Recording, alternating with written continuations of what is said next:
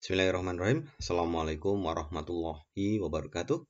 Anak-anak, kita masuk tema 2 ya, PDR-nya. Subtema 1, pembelajaran kelima. Kita belajar 3 hal, wujud benda yang pertama. Yang kedua, aturan di rumah. Yang terakhir, perkalian. Oke, ini ada percakapan antara perahu dan balon ya. Nah, perahu dan balonnya ngomong-ngomong. Jadi kita baca sebentar. Perahu, bagaimana cara kamu berlayar dengan bantuan angin, balon? Angin? Apa itu angin? Angin itu udara yang bergerak. Kalau kamu, mengapa bisa menggelembung? Karena di dalam perutku juga ada udara perahu. Ketika udara itu ditiupkan, aku dapat menggelembung. Berarti udara sama-sama berguna bagi kita. Nah, ini ya. Jadi si perahu sama si balon ngomong soal udara ya anak-anak. Tadi juga disebutkan ada lagi istilah udara yang bergerak. Nah, udara yang bergerak itu dinamakan angin gitu ya. Udara itu ada yang bergerak. Nah, udara yang bergerak namanya angin. Lah, baik udara maupun angin itu sama-sama benda gas. Oke. Benda gas itu benda yang bentuk dan ukurannya berubah-ubah. Selalu berubah-ubah. Oke, sekarang berikutnya. Ini ada lagi teks. Judulnya meniup balon. Anak-anak bisa baca sendiri nanti di buku temanya ya. Sekarang perhatikan yang di garis bawah guru. Saat kita meniup balon, udara masuk ke dalam balon, ya kan? Udara dari mulut kita tiupkan ke dalam balon, gitu kan? Nah, udara akan menekan balon ke segala arah. Udara dalam balon akan menyesuaikan dengan bentuk balon, gitu loh ya. Jadi, nah ini dia anak-anak dijelaskan di sini. Walaupun tadi kita di awal dikenalkan dengan benda gas, sebenarnya wujud benda itu ada 3. Nih di kotak Pak Guru ini loh ya. Yang kotak merah itu benda padat, benda yang memiliki bentuk dan ukuran tetap. Contohnya kelereng, batu, pensil. Perhatikan yang kotak biru. Ada lagi benda cair, benda yang memiliki ukuran tetap, tetapi bentuknya berubah-ubah sesuai dengan tempat atau wadahnya. Contohnya sirup dalam botol, teh dalam gelas, air minum dalam cangkir.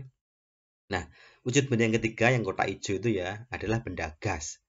Benda yang memiliki ukuran dan bentuk yang selalu berubah-ubah sesuai dengan tempat dan wadahnya. Contohnya udara dalam balon, dalam ban sepeda ataupun dalam kantong plastik. Gitu ya anak-anak. Tadi juga di awal disebutkan selain udara ada angin. Contoh benda gasnya. Berikutnya kita mau belajar aturan di rumah. Nah, kalian pernah bermain nggak? Bermain ini namanya permainan kepala, pundak, lutut, kaki. Ya, kakinya menjepit bola, tangannya di kepala, pundak, lutut, kaki gitu ya. Nah, ternyata aturan itu juga ada loh di rumah, tidak cuma saat bermain. Ini, bermain ada aturannya. Setiap aturan permainan harus dipatuhi. Ketika bermain tidak boleh curang, kata Benny gitu ya. Aturan tidak hanya ada dalam permainan saja. Di rumahku juga ada aturan. Teman-teman mau tahu? Nah, ini aturan di rumahnya si Benny. Bangun jam 5. Setelah bangun merapikan tempat tidur. Kalau mau bepergian izin dan seterusnya. Ini contoh aturan di rumah Benny ya anak-anak. Mungkin aturan di rumah kalian beda lagi. Mungkin bangunnya sudah 4:30 ya kan harus subuh dulu ya. Lalu mungkin setelah bangun anak-anak mengambil wudhu dan subuh ya kan. Ya setiap orang beda-beda aturan di rumahnya. Oke, masih tentang aturan di rumah. Kita latihan ini mencentang. Kira-kira kegiatan ini perlu dilakukan atau tidak boleh dilakukan. Contoh 1.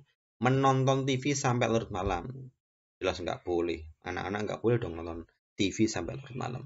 2. Membantu ayah dan ibu. Perlu dilakukan. Mengerjakan PR. Perlu dilakukan. Bermain dengan curang. Tidak boleh dong, ya kan? Minta izin kepada orang tua bila akan bepergian.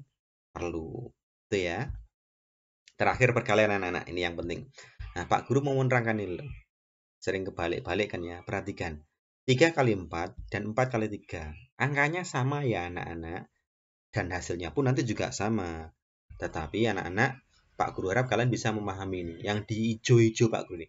3 kali 4. Berarti 4-nya ditambah sebanyak 3 kali. Ya. 3 kali 4. 4-nya ditambah sebanyak 3 kali. Berarti kan sebelah sini 4 kali 3. Berarti 3-nya ditambah sebanyak 4 kali. Loh, 4 kali angka 3, gitu kan ya.